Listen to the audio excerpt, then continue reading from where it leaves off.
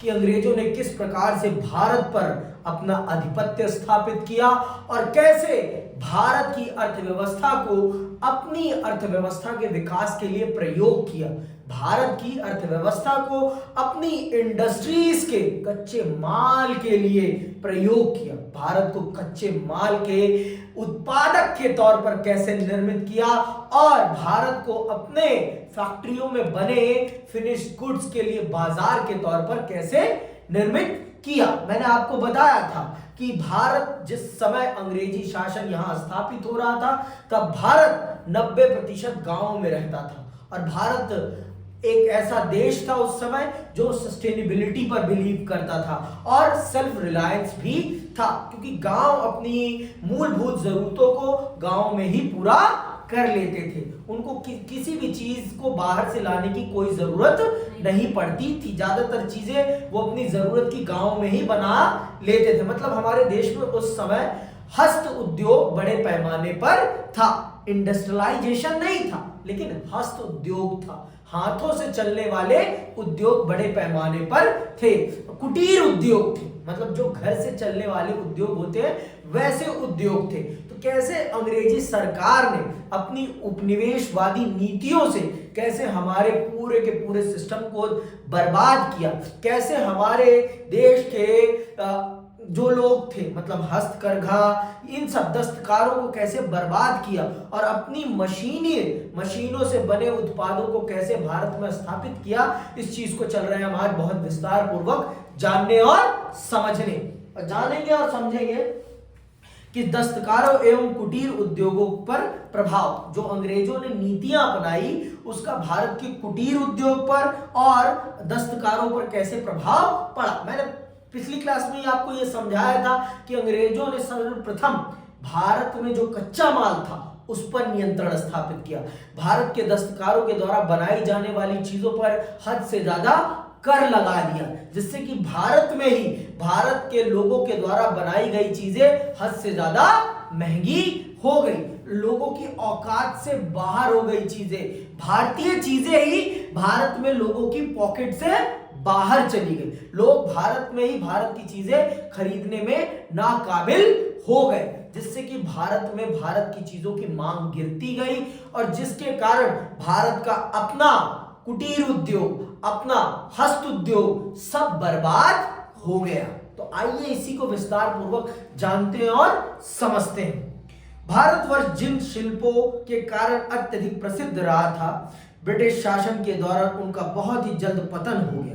मतलब भारत विश्व में अपने हस्तशिल्प के लिए सबसे ज्यादा प्रसिद्ध था, हस्तशिल्प कुटीर उद्योग के लिए पूरी दुनिया में विश्वविख्यात था। मतलब जितना अच्छा हैंडीक्राफ्ट चीजें हम बनाते थे उस समय पूरी दुनिया में उतनी बेहतरीन हैंडीक्राफ्ट की चीजें कोई नहीं बनाता था और ये भी उन्हीं चीजों से प्रभावित होकर भारत को खोजते हुए 7 समुंदर पार करके आए थे। समझ में आई बात? ये जो अंग्रेज थे ये भारत को खोजते हुए इतनी दूर से इसीलिए आए थे जिससे कि इनको बेस्ट क्वालिटी के गुड्स मिल सके। तो उन्हीं चीजों से प्रभावित होकर आए थे और जब इन्होंने यहाँ पर शासन व्यवस्था को देखा कि अस्थाई है शासन व्यवस्था, कोई केंद्रीय शासन व्यवस्था नहीं है, लोग लालची हैं, इनको पैसे देकर आप कैसे भी अपने तरफ सम्मोहित करके इनको इनके देश के खिलाफ ही खड़ा किया जा सकता है। तो जब इन्होंने ये सब चीजें देखी और फिर उन पर उन्होंने अमल करके भारत को ग्रैब किया और भारत को ग्रैब किया तो भारत के उद्योग को बर्बाद करना तो इनके लिए बहुत जरूरी था, क्योंकि इनको अपने उद्योग को स्थापित करना था। आप भाई अपने कंपटीशन को कभी अपने सामने नहीं खड़ा रहने दोगे ना, आप चाहोगे कि आप कंपटीशन फ्री मार्केट में ट्रेड करो। तो इन्होंने भी अंग्रेजों ने भी वही किया, भारत के हस्त उद्योग को पूरी तरीके से बर्बाद कर दिया। आगे सुनो, इसके बहुत से कारण थे। सर्वप्रथम एवं सर्वप्रमुख कारण तो यह था कि पुराने तरीकों एवं तकनीक से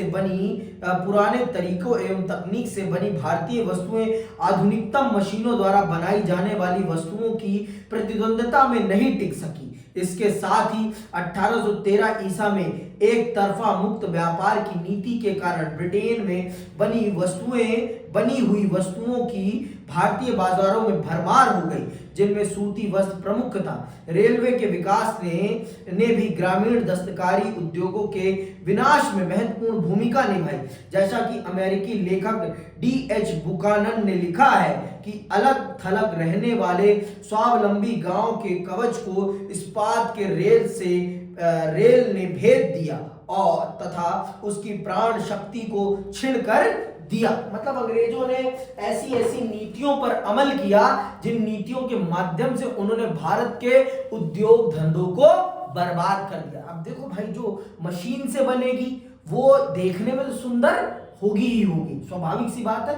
जो हाथ से बना स्वेटर होता है और जो मशीन से बना स्वेटर होता है, देखने में आपको जरूर मशीन से बना स्वेटर अच्छा लगता है, लेकिन गुणवत्ता पे आप मापेंगे तो हाथ का बना स्वेटर बहुत बेहतर होता है। ये बात आप भी मानेंगे। लेकिन देखने में ये होता है और ये सस्ता भी होता है, इसमें समय भी कम लगता है, तो लोग इसको प्रेफरेंस देते हैं। तो जब भारत में नई नई फैक्ट्रियों से बने सामान आने लगे तो भारतीय लोग, वो सस्ता भी था, चीपर भी था, देखने में भी अच्छा था, जिस कारण से भारत के लोगों ने ही भारत का सामान ना खरीद कर उन सामानों को खरीदना प्रारंभ कर दिया। और धीरे धीरे अंग्रेजों ने ऐसी नीतियां अपनाई जिससे कि भारत में ही भारत का सामान भारत के लोगों की जेब पर भारी पड़ने लगा। मतलब अपने सामान पर जो वो विदेश से मंगा रहे थे उस पर एक कौड़ी का टैक्स नहीं लगाते थे, फ्री में आता था वो। पहले तो था भाई कि कोई भी बाहर का सामान आएगा तो उस पर टैक्स लगता था, तभी आप बाहर का सामान अपने देश में बेच सकते। आज भी ऐसा ही है, ठीक है। आपको इंपोर्ट टैक्स देना पड़ता है, कोई भी चीज आप बाहर से मंगाओगे तो आपको सरकार को एक भुगतान देना पड़ता है। तो जिससे कि क्या होता है, जिससे कि वो चीज, बाहर की चीज महंगी हो जाती है और लोग अपने देश की चीज ज्यादा से ज्यादा खरीदते हैं।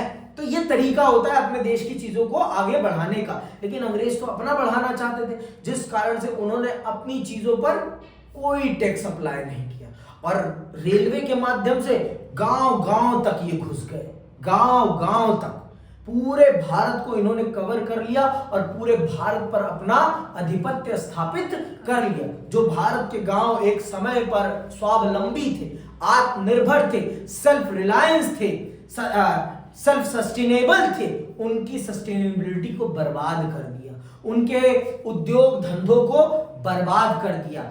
इस प्रकार से अंग्रेजों ने भारत को अपने अधीन किया। ऐसे अधीन किया है कैसे?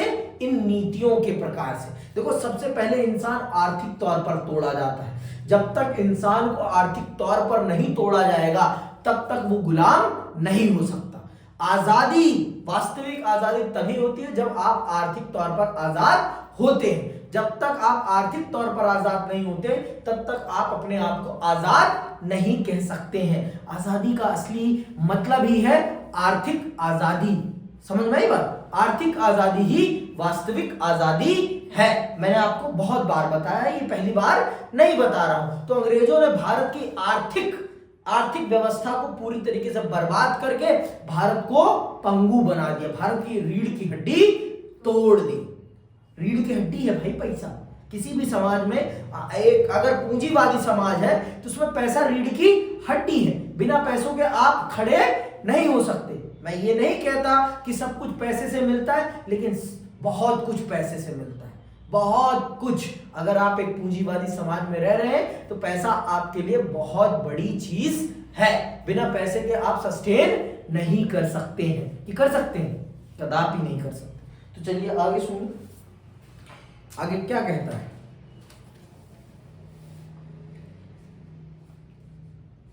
सर्वाधिक आघात पहुंचा सूती काटने तथा सूती कपड़ा बुनने के उद्योग को। भारत का सूती उद्योग पूरी तरीके से बर्बाद हो गया, कोलैप्स हो गया।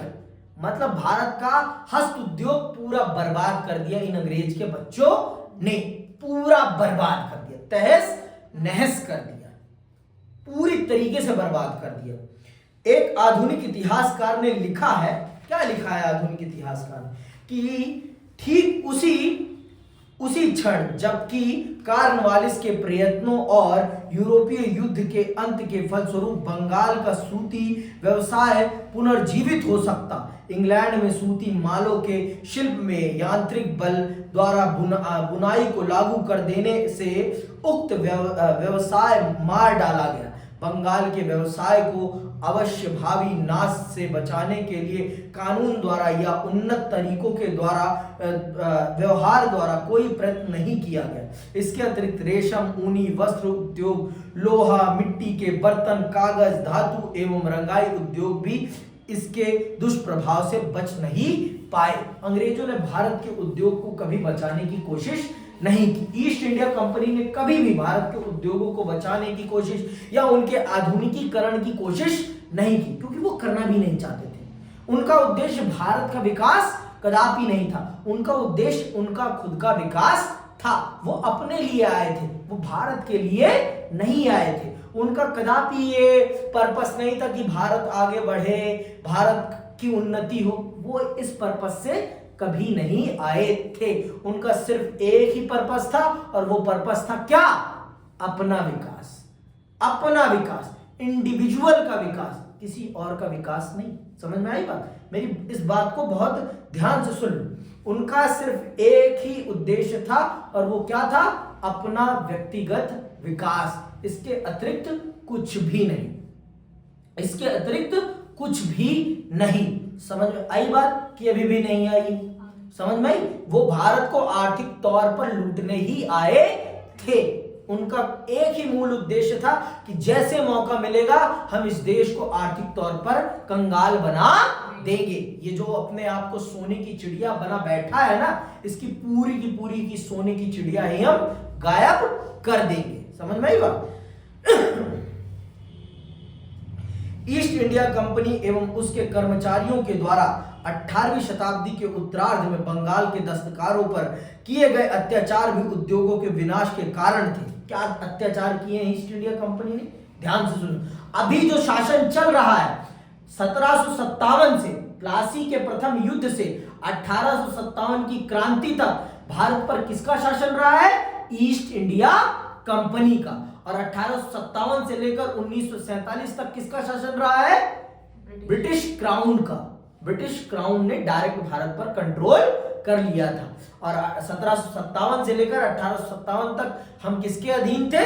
ईस्ट इंडिया कंपनी, एक कंपनी के अधीन थे। यहां पर भी आप देखिए क्या लिख रहा है? ईस्ट इंडिया कंपनी एवं उसके कर्मचारियों के द्वारा 18वीं शताब्दी के उत्तरार्ध में बंगाल के दस्तकारों, मतलब जो दस्तकार, मतलब जो कपड़ा बनाने का काम करते थे, दस्तकारों पर किए गए अत्याचार भी उद्योगों के विनाश के कारण थे। उनके द्वारा दस्तकारों को कम कीमत पर वस्तुएं बेचने तथा मजदूरों को कम वेतन पर काम करने के लिए बाध्य करने भी दस्तकारी उद्योग के विनाश में पर्याप्त योगदान दिया। तो इस प्रकार से वो लोग करते थे काम। दस्तकारों को जबरदस्ती कहा जाता था कि तुम अपना सामान इतने पर बेचो। मजदूरों को जबरदस्ती कहा जाता था कि तुम अपनी मजदूरी इतने में दो। अब आप खुद ही सोचो, व्यक्ति मरने से बढ़िया है कि काम ही छोड़ देगा, मैं नहीं करूंगा। जब मेरे को मेरी मेहनत का फल ही नहीं मिल रहा तो काम करने का फायदा क्या है? क्या मिल रहा है मुझे? कुछ नहीं मिल रहा, तो मतलब ही नहीं है इस काम को करने का। तो आप भी खुद ही सोचो, आप काम करने से बढ़िया क्या सोचोगे कि छोड़ ही दिया जाए? क्या मतलब है अपने आप को खटाने का, जब उतनी मेहनत करने के उपरांत भी मुझे वो फल नहीं मिल रहा जो मिलना चाहिए? आप खुद ही सोचो, आप क्या कहोगे? आप कहोगे मैं काम छोड़ देता हूं, सीधी बात, नो बकवास। तो देखो इस प्रकार से अंग्रेजों ने भारत के लोगों को प्रताड़ित किया, जिससे कि भारत के लोग ही भारत के उद्योग को बर्बाद कर दें। समझ रही हो ना बात को मेरी? आगे सुनो। इसके अतिरिक्त ब्रिटेन तथा यूरोप के अन्य देशों में भारतीय वस्तुओं के आयात पर लगाए गए उच्च आयात शुल्क तथा कच्चे माल को यहां से ब्रिटेन ले जाने की ब्रिटिश नीति ने इन उद्योगों के विनाश में योगदान दिया। कारण यह था कि अब कपास और चमड़े आदि कच्चे मालों की कीमतें भी बढ़ गई तथा वे अब ब्रिटिश वस्तुओं से प्रतिद्वंदता कर पाने की स्थिति में बिल्कुल ही नहीं रहे। मतलब भारत का कच्चा माल ये लोग पहले ही खरीद लेते थे। भारत के उद्योगों को कच्चा माल ही नहीं मिलता था, कच्चा माल ही नहीं मिलता। क्या होगा भाई, बिना कच्चे माल के कहाँ कुछ बन पाएगा। धीरे धीरे भारत की फैक्ट्रियां बर्बाद, और फिर कच्चे माल में भी ये लोग अपनी मोनोपोली बनाने लगे कि अब तुम्हारे पास कोई और है ही नहीं बेचने के लिए, मैं अकेला हूं तुम्हारा कच्चा माल खरीदने वाला। और इन्होंने अपने देशों में भारत के माल पर हैवी टैक्स लगा दिया था कि भारत से अगर कोई माल वहां जा भी रहा है बिकने के लिए तो वहां के लोगों की जेब पर भारी था, वहां के लोग खरीद ही नहीं पा रहे थे, इतना ज्यादा महंगा हो गया। तो अब बताओ क्या होगा, जब डिमांड ही नहीं होगी तो सप्लाई किस बात की होगी। बिना डिमांड के सप्लाई तो नहीं होती ना। अगर आपके किचन में कोई खाना खाने नहीं आ रहा तो आप जबरदस्ती खाना बनाते रहोगे, हाँ कितने दिन बनाओगे बताओ, कितने दिन बनाओगे। और ये डायरेक्टली भारत से कच्चा माल खरीदने लगे थे, कच्चा माल खरीद के इंग्लैंड में ले जाते, उनको पक्का माल बनाते, फिर भारत में बिना किसी टैक्स के, कच्चा माल बिना टैक्स के जाता भी और पक्का माल बन के बिना टैक्स के भारत चला आता, भारतीयों के पैसे से जाता भी और भारतीयों के पैसों से वापस भी आता, और भारत में बिकता भी और भारत के लोगों को खूब दबा के लूटा भी जाता। ऐसा करते थे अंग्रेज भारतीयों के साथ, और भारतीय बहुत खुश रहते थे, मंगल भवन मंगलहारी गाते थे। समझ में बात, भारत को किसी और ने नहीं लूटा, भारत को भारतीयों ने ही लूटा है। इसलिए मैं कहता हूं इतिहास पढ़ना हम सबके लिए बहुत जरूरी है। जो आज अपने आप को फन्ना सेठ बने रहते हैं ना, हम पुश्तैनी रईस हैं, इन पुश्तैनी रईसों ने जितना इस देश को लूटा है ना उतना किसी ने नहीं लूटा, सबसे ज्यादा इन्होंने ही लूटा इस देश को। आज अपने आप को बहुत राजा महाराजा बनते हैं ना, जितने भी ये राजा महाराजा हैं, अभी मैं पढ़ाऊंगा तो आपको बहुत सारे राजा महाराजाओं के नाम बताऊंगा जिन्होंने इस देश को लुटवाने में बहुत बड़ी मदद करी है अंग्रेज सरकार की। ये पढ़ेंगे आप, भारत की किताबों में है लिखा हुआ साफ साफ शब्दों में। इतिहासकारों ने लिखा है कि बंगाल तथा संपूर्ण भारत के उद्योगों के हाश के कारण एक ही थे। ब्रिटिश संसद की नीति यंत्र द्वारा तैयार किए गए सस्ते मालों से प्रतियोगिता तथा भारतीय कारीगर एवं हुनर की रक्षा करने अथवा उसे प्रोत्साहन देने में भारतीय सरकार की अनिच्छा या असमर्थता, ये सारी चीजें भारत के उद्योग के बर्बादी का कारण है। पहला है अंग्रेजी मशीनों से बने कपड़ों के से प्रतिद्वंदिता न कर पाना, भारत के कपड़ों को किसी भी प्रकार का संरक्षण न मिल पाना। मतलब भारत में भारत का सामान नहीं बिक रहा तो भारत के लोग कहां जाएंगे भाई। मैं अगर अब खुद ही सोचो, अब हमारे देश में हमारी दिवाली पर ही अगर हमारे दिए नहीं बिकेंगे तो कहां जाएंगे बेचने, बताओ कब जाएंगे, वो किसके लिए फिर बनाएंगे बताओ। बर्बाद होगा कि नहीं बर्बाद होगा व्यवसाय, स्वाभाविक सी बात है। जब हमारे देश में ही हमारा सामान नहीं बिकेगा तो मैं किसके लिए बनाऊंगा। मेरे देश में ही मेरी भाषा की इज्जत नहीं होगी, अपने ही देश में अपनी भाषा की, अपने संस्कृति की इज्जत नहीं होगी तो फिर कौन करेगा हमारी भाषा और संस्कृति की इज्जत। खुद सोचो ना आप, हाँ तो वही चीज हुई। हम अंग्रेजी के चक्कर में आज के टाइम पे अपनी भाषा का क्या हश्र कर रहे हैं, ये किसी से छिपा तो नहीं है ना। हमने कितना हश्र कर दिया अपनी भाषा, कितना ज्यादा, कितना हम गिर चुके हैं। हाँ हम अपनी भाषा संस्कृति तो भूलते जा रहे हैं ना, भूलते ही जा रहे हैं। आज के टाइम पर हर माँ बाप चाहता है कि मेरा बच्चा अंग्रेजी मीडियम जाए, साला पढ़ पाए या ना पढ़ पाए अंग्रेजी मीडियम पढ़ाना है, चाहे उसके भेजे में कुछ घुसे या ना घुसे, अंग्रेजी मीडियम होना चाहिए। अंग्रेजी मीडियम अंग्रेज का औलाद है ना, हिंदुस्तानी की औलाद थोड़ी ना हो। सबसे बड़ी बात है हमारी मानसिकता में अंग्रेजों ने अपने आप को क्या सुपीरियर सेट कर दिया है, सुपीरियरिटी। इसीलिए तो हम अपने देश के ब्रांड्स को नहीं उतना भाव देते जितना कि हम विदेशी कपड़ों को भाव देते हैं। आज भी वही माइंडसेट है कि बदल गया माइंडसेट, वही है ना। फिर हम कहते हैं हम गुलाम नहीं है, हम गुलाम आज भी हैं, हम गुलाम आज भी हैं।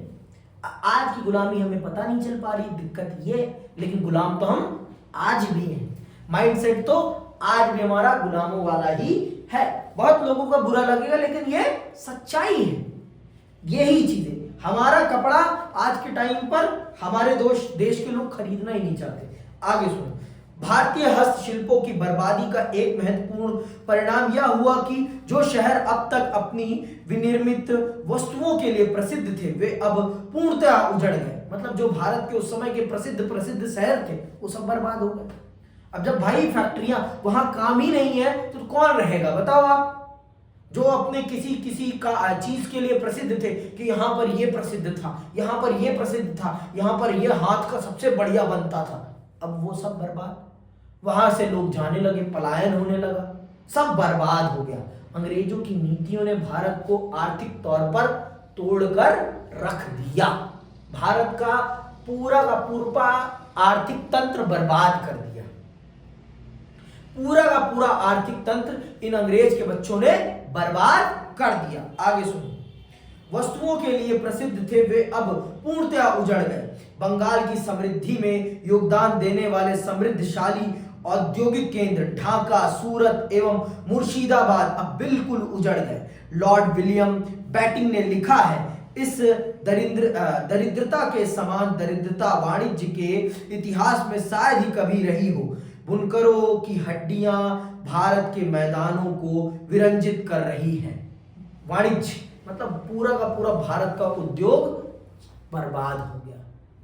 पूरा का पूरा भारत का उद्योग बर्बाद हो गया और इसे बर्बाद करने में इन लोगों ने कोई कोर कसर नहीं छोड़ी, कोई कोर कसर नहीं छोड़ी।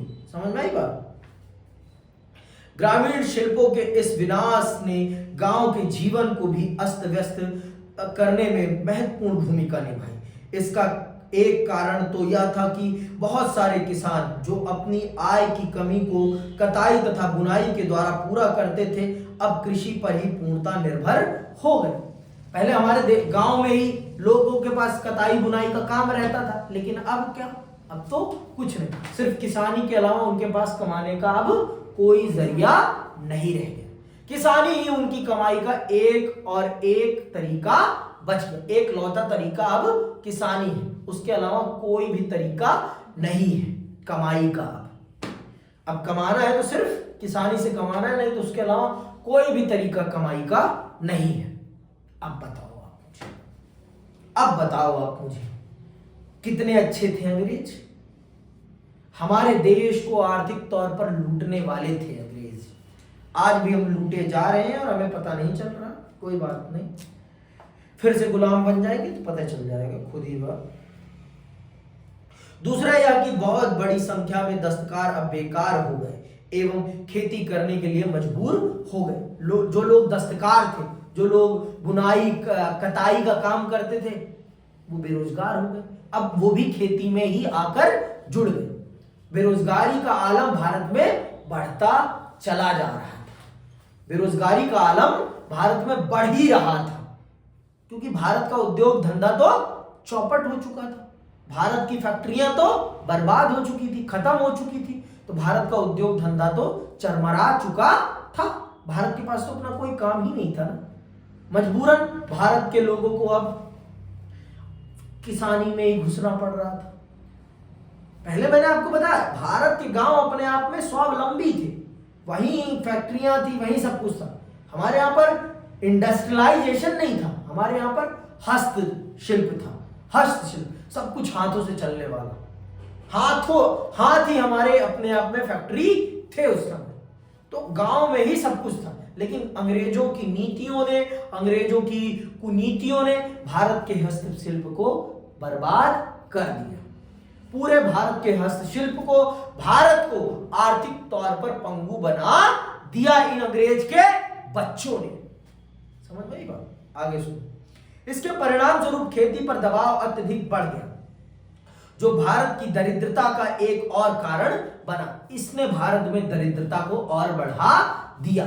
मारा मारी स्टार्ट हो ही जाएगी भाई। अब जहां पहले एक व्यक्ति खेती करता था, वहां अब 10 व्यक्ति खेती करने लगे। खेत तो नहीं बढ़े ना, खेती करने वालों की संख्या बढ़ गई, खेत थोड़ी ना बढ़ा था। खेत तो उतने ही थे, पैदावार भी उतनी ही थी, पैदावार में भी कोई वृद्धि नहीं हुई। छुपी हुई बेरोजगारी हो गई। कहने के लिए सब काम कर रहे हैं, लेकिन काम कुछ नहीं कर रहे। भाई एक व्यक्ति का काम है खेत में और 10-10 व्यक्ति लगे हो तो कोई फायदा थोड़ी ना है। जहां पहले वही काम एक व्यक्ति कर डालता था, वहीं अब उस काम में 10 व्यक्ति लगे हो तो कोई फायदा थोड़ी ना है। इसे छुपी हुई बेरोजगारी कहते हैं, लेकिन बेरोजगारी तो ही है ना। पैदावार थोड़ी ना बन गई कि 10 लोग कर रहे हो तो पहले 10 बोरी होता था 50 बोरी होने लगा, ऐसा भी तो नहीं हुआ ना, उतना ही हो रहा है, कोई फर्क तो पड़ा ही नहीं। तो इससे भारत में दरिद्रता बढ़ती चली गई, भारत दरिद्र होता गरीब होता चला गया, भारत की गरीबी बढ़ती चली गई। देखो जब तक देश में उद्योग नहीं होगा तब तक देश आर्थिक तौर पर मजबूत नहीं हो सकता। किसी भी देश की आर्थिक मजबूती का एक आधार है और वो है उद्योग। उद्योग ही, और कैसा भी उद्योग हो, चाहे वो हस्त उद्योग हो, उद्योग होना चाहिए। कच्चे माल को पक्का माल बनाना आना चाहिए और उस माल को बेचना भी आना चाहिए। जब तक आप कच्चे माल को, देखो आप खुद ही सोचो, गन्ना बेचने में ज्यादा पैसा है या फिर चीनी बेचने में ज्यादा पैसा है? स्वाभाविक से बात, गन्ना अगर खाली बेचोगे और गन्ने का रस बेचोगे आपको अंतर पता चल जाएगा। आप 100 रुपए के गन्ने में 1000 रुपए कमा सकते हो, रस बेच के उसको कमा सकते हो कि नहीं? और वही 1000 की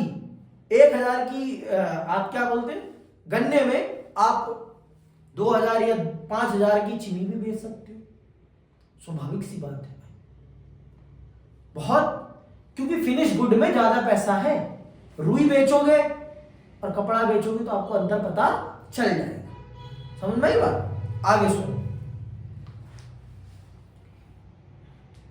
इस समस्त युग में भारत की औद्योगिक स्थिति के संबंध में यही कथन सर्वाधिक उचित होगा कि भारतवर्ष अब ब्रिटेन का केवल कृषि उपनिवेश हो गया, मतलब कृषि कच्चा माल उत्पादित करने वाला देश बनकर रह गया। भारत अब इंग्लैंड की फैक्ट्रियों के लिए अपने खेतों में कच्चा माल उगा रहा था, यही बात यहां लिखी है। भारत की औद्योगिक स्थिति के संबंध में यही कथन सर्वाधिक उचित होगा कि भारत अब ब्रिटेन का केवल कृषि उपनिवेश हो गया, जिसका कार्य ब्रिटेन के उद्योगों के लिए उसकी कच्चे माल की जरूरत को पूरा करना मात्र था। बहुत सारे लेखकों ने, जिनमें भारतीय और अंग्रेज दोनों हैं, तो यहां तक कहा है कि यह कहना गलत है कि इंग्लैंड की औद्योगिक क्रांति का दुष्प्रभाव भारतीय उद्योगों पर पड़ा। वह इंग्लैंड की औद्योगिक क्रांति स्वयं भारत के लूटे हुए धन का परिणाम है। देख लो क्या कह रहे हैं, भारतीय और यूरोपीय इतिहासकार साफ साफ शब्दों में कह रहे हैं कि इंग्लैंड ने अपनी औद्योगिक क्रांति से कोई पैसा नहीं कमाया, भारत के लूटे हुए धन का परिणाम है इंग्लैंड की औद्योगिक क्रांति। जो इंग्लैंड में ये औद्योगिक क्रांति हो पाई है वो भारत के लूटे हुए पैसों से हो पाई है। भारत के पैसों से ही इंग्लैंड बन पाया। ये जो बड़ी बड़ी रोमन स्ट्रक्चर में इनकी इमारतें हैं, ये सब भारतीयों के पैसे की चमक है। इन अंग्रेज के बच्चों के अंदर इतनी हिम्मत और कुव्वत नहीं थी कि ये अपनी इतनी बड़ी बड़ी इमारतें बना लेते अपने पैसों से। ये सब भारतीयों की मेहनत का पैसा है। लेकिन भारतीय कहां समझते हैं, भारतीयों को तो अंग्रेजी ही समझ में आती है। अब जब आप अपनी भाषा में पढ़ोगे तब ना इमोशन आपको समझ में आएगा ना कि आपके साथ कितना दर्द हो। अब नोट्स पढ़ के आप सोचते हो कि आप इतिहासकार बन जाओगे। नोट्स पढ़ के कोई इतिहासकार नहीं पढ़ता, बुक पढ़ने से इतिहासकार बना जाता है। अब भावनात्मक रूप से फील हो रहा है ना कि हमारे साथ कितना गलत हुआ है, और फिर भी हम अंग्रेजों की चाटम चाटी करते रहते हैं। आगे सुनो। बहुत सारे लेख, ये तो पढ़ गया। तथा ब्रिटिश अधिकारियों ने न केवल पतनोन्मुख भारतीय उद्योगों की रक्षा के लिए कोई उपाय नहीं किया, बल्कि उन्होंने उनके मार्ग में बाधाएं तक डाली। और कुछ उदाहरणों से तो यह बिल्कुल स्पष्ट प्रमाणित होता है कि इंग्लैंड के शिल्पों की उन्नति के उद्देश्य से भारतीय शिल्पों को हतोत्साहित किया गया। मतलब इंग्लैंड के उद्योगों को बढ़ाने के लिए या उनके प्रोडक्शन को बनाए रखने के लिए भारत के उद्योग को बर्बाद किया है ईस्ट इंडिया कंपनी के अधिकारियों ने। ये उनकी नीतियों से साफ जाहिर होता है, बताने की कोई जरूरत है ही नहीं। उनकी नीतियों से ये साफ जाहिर होता है कि उन्होंने भारत के उद्योग धंधों को बर्बाद करने में कोई कोर कसर नहीं छोड़ी। उनको जैसे मौका मिला तैसे उन्होंने भारत के उद्योग धंधों को बर्बाद किया। कोई कोर कसर उन्होंने नहीं छोड़ी भारत के उद्योग को बर्बाद करने में। अब आते हैं आगे, कंपनी की प्रारंभिक भू राजस्व नीति। कंपनी की प्रारंभिक भू राजस्व नीति, टैक्स कलेक्शन की उनकी पॉलिसी क्या थी कंपनी की? जब उन्होंने बंगाल पर अपना आधिपत्य स्थापित किया तो उन्होंने कैसे भारत में राजस्व की नीतियां स्थापित की, ये भी जान लेते हैं। प्रारंभ में अंग्रेजों को राजस्व संबंधी बातों का बिल्कुल ज्ञान न था। शुरू में उनको कुछ भी नहीं पता था, इसीलिए 1772 तक भू राजस्व वसूल करने का कार्य 2 नायब दीवानों द्वारा किया जाता था। इस कमी को दूर करने की दृष्टि में सुपरवाइजरों की नियुक्ति की गई, जिनका कार्य था राजस्व की वसूली के तरीकों का अध्ययन करना, परंतु इस नियुक्ति का कोई विशेष फल नहीं निकला। 1772 में वॉरेन हेस्टिंग्स, नाम याद रखना इस व्यक्ति का, अंडरलाइन कर लो। 1772 में वॉरेन हेस्टिंग्स ने नायब दीवान के पद समाप्त कर दिए तथा राजस्व संबंधी कार्य गवर्नर और उसकी काउंसिल के सीधे नियंत्रण में कर दिया गया एवं बोर्ड ऑफ रेवेन्यू का निर्माण हुआ। बोर्ड ऑफ रेवेन्यू का निर्माण हुआ। सार्वजनिक नीलामी के द्वारा जमीन ठेके पर देने की व्यवस्था की गई और कर निर्धारण 5 वर्षों के लिए किया गया। ठीक है, कर निर्धारण कितने वर्षों के लिए? 5 वर्षों के लिए किया गया। प्रत्येक जिले में राजस्व संबंधी कार्यों की देखभाल के लिए एक कलेक्टर और एक भारतीय दीवान की नियुक्ति की गई। इस प्रणाली के परिणाम भी नुकसानदेह ही हुए, क्योंकि सट्टेबाज नीलामी की अधिकाधिक बोलियां बोलकर जमींदारों को तो हराने में सफल हो जाते थे, परंतु इस उतावलेपन में जितनी बोली वे बोल जाते थे उतना राजस्व वसूल कर पाना उनके बस का होता नहीं था। मतलब जमींदारी लेने के लिए बड़े बड़े सट्टेबाज बड़ी बड़ी बोलियां बोल जाते थे कि हम इतना कर आपको लाके देंगे, लेकिन हकीकत में उतना होना भी तो चाहिए, उतना होता नहीं था। उतना क्या, उसका आधा भी नहीं होता था। भाई किसानों की स्थिति, जब आप किसानों के विकास के लिए कुछ कर नहीं रहे हैं तो कहां से होगा? किसानी कोई मुफ्त का खेल थोड़ी ना है। हाँ, किसानी कोई मुफ्त का खेल नहीं है, उसमें बहुत पैसा इन्वेस्ट करना पड़ता है, तब जाकर पैदावार होती है। ऐसे नहीं हो जाती बाबू पैदावार। उस पैदावार को पैदा करने के लिए बहुत संघर्ष करना पड़ता है, तब जाकर पैदावार होती है। समझ में आई बात? तब जाकर खेत लहलहाते हैं, तब जाकर देश के पेट में अन्न आता है। आप तो सिर्फ लूटना चाहते थे, आप तो सिर्फ लूटना चाहते थे। कहते हैं ना, चोरी करने के लिए भी क्या दिमाग लगाना पड़ता, नकल के लिए भी अकल चाहिए। तो फिर आगे अकल लगाएंगे ये लोग। देखो, राज्य को कर अदायगी करने के लिए वे अत्याचारों के माध्यम से रैयत से जबरदस्ती अधिकाधिक रकम ऐंठने का प्रयास करते थे, परंतु फिर भी राज्य की पूरी रकम की अदायगी नहीं कर पाते थे। कौन? जो लोग ठेका लेते थे जमींदारी का, वो लोग जबरदस्ती रैयत मतलब किसान को, ठीक है, फारसी में रैयत कहा जाता है किसको? किसान को। ठीक है, तो जबरदस्ती उनको मारते थे, खसोटते थे और उनसे पैसा निकालने की कोशिश करते थे। फिर भी वो कंपनी को उतना पैसा नहीं दे पाते थे जितने का वो वादा करते थे, क्योंकि थे ही नहीं ना पैसा। बर्बाद तो कर दिया था आपने उनको, कहां से ला के देंगे आपको पैसा? ले लो जान भाई, लेकिन पैसा है ही नहीं, कहां से ला के दे दें आपको पैसा? जब पैदावार ही नहीं हो रही, जब किसानी ही बर्बाद हो रही है, तो कहां से ला के दें हम आपको पैसा? कहां से ला के दें? देख रही हो ना कौन लोग ठेकेदारी, कोई बाहर का तो नहीं आ रहा ना अंग्रेजों का साथ देने। यहीं के लोगों ने क्या लिया? ठेका लिया। कहीं और के तो लोग नहीं है। नहीं, देख, भारतीयों ने भारतीयों को लूटा, इसीलिए कहता हूं। इस प्रकार जमींदार, ठेकेदार और रैयत सभी की स्थिति कष्टमयी हो गई और कंपनी को भी इस व्यवस्था से लाभ होने के स्थान पर घाटा ही हुआ। पंचवर्षीय व्यवस्था से 1773 में एक नए प्रयोग के द्वारा कलकत्ता में एक राजस्व समिति की स्थापना हुई। बोर्ड ऑफ रेवेन्यू के 2 सदस्य और कंपनी के 3 वरिष्ठ अधिकारी इसके सदस्य होते थे। यूरोपीय कलेक्टर का पद समाप्त करके प्रत्येक जिले के राजस्व शासन का भार एक भारतीय दीवान को सौंप दिया गया और विशेष कमिश्नर के द्वारा समय समय पर निरीक्षण की व्यवस्था की गई। इस परिवर्तन से भी कोई लाभ नहीं हुआ, तो कंपनी ने 5 सालों का बंदोबस्त समाप्त करके वार्षिक कर निर्धारण का तरीका अपनाया। 1781 में एक नई योजना बनाई गई जिसके अंतर्गत राजस्व संग्रह के सारे कार्य कलकत्ता में केंद्रित कर दिए गए, परंतु यह व्यवस्था भी कामयाब नहीं हुई और समाप्त हो गई। 1786 में एक अन्य योजना बनाई गई जिसके अनुसार जिलों का संगठन राज्य कर, विषय कर नियामक इकाइयों के रूप में किया गया और प्रत्येक जिले में कलेक्टर के राजस्व का बंदोबस्त करने और उसको वसूलने के लिए उत्तरदायी बना दिया गया।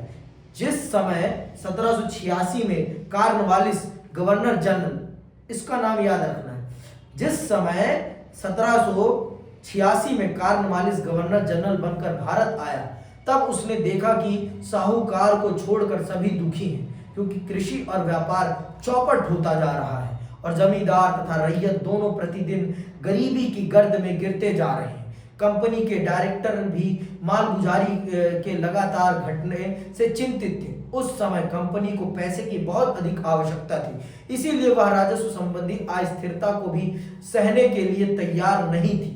इसके अतिरिक्त इस अनिश्चितता के कारण कि अगले साल कितना लगान होगा और राजस्व वसूल करने वाला कौन होगा, ना तो रैयत और ना ही जमींदार भूमि में सुधार अथवा उपज में वृद्धि करने का कोई प्रयत्न करते थे। इसीलिए 1784 में संसद के एक कानून के द्वारा कंपनी के डायरेक्टरों को आदेश दिया गया कि वह वार्षिक व्यवस्था को छोड़ दें और राजस्व वसूल करने के संबंध में कोई अस्थायी व्यवस्था करें। तो ये जब आता है ना, तो ये देखता है ना किसान के पास पैसा ही नहीं है कि वो जमीन पर इन्वेस्ट करे, जमींदार तो कोई मतलब ही नहीं है, वो तो बस कर वसूल करने में ही यकीन रख रहा है, जिससे कि कंपनी को हद से ज्यादा कर का नुकसान हो रहा है। कंपनी तो कोई इन्वेस्ट करने के मूड में है नहीं, कंपनी का तो कोई मतलब ही नहीं बनता इन्वेस्ट करने का कि वो इन्वेस्ट करेगी भारत के किसानों के हित में, ये तो कदापि संभव ही नहीं है। तो कॉर्नवालिस फिर अपनी बुद्धि चलाता है, फिर वो एक ऐसी व्यवस्था स्थापित करता है जिसके बारे में हम अगली क्लास में विस्तार पूर्वक पढ़ेंगे। कौन सी व्यवस्थाएं वो कर व्यवस्था लाता है और कैसे वो भारत के लोगों को, भारत के किसानों को और भारतीयों के द्वारा ही पूरे भारत को लूटने का काम करता है।